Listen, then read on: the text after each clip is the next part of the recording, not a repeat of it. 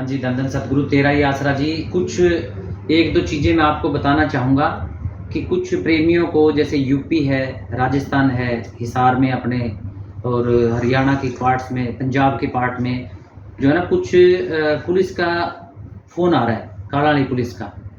तो वो कहते हैं भई आपको क्या बोलना है, आपकी ऐसे-ऐसे कंप्लेंट आई हुई है। तो हमारे कुछ प्रेमी भोळे हैं बेचारे, उनको समझ नहीं आती।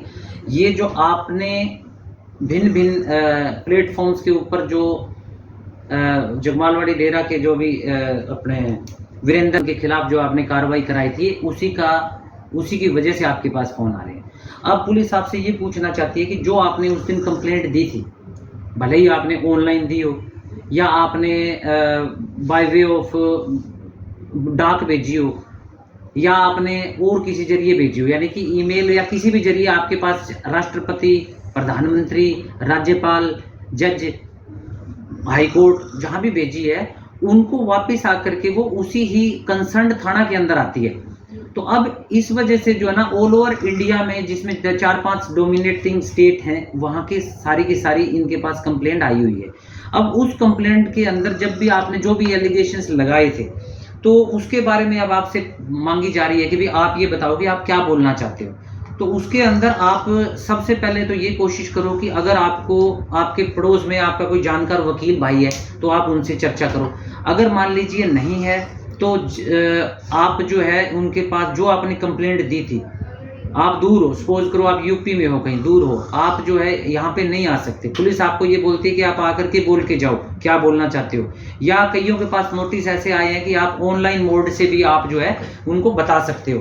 तो इसके लिए मैं आपको ये बोलना चाहूँगा कि आप जो है ऑनलाइन मोड में आप यूज़ करो, उनका बाय मेल भेज दो और जो आपकी कंप्लेंट थी, आप उनके ऊपर ये लिख दो कि ये मेरी कंप्लेंट को ही मेरा बयान समझा जाए और ये मामला इन्वेस्टिगेशन का है। पुलिस का काम ये नहीं है कि वो आपसे ही प्रूफ लेगी।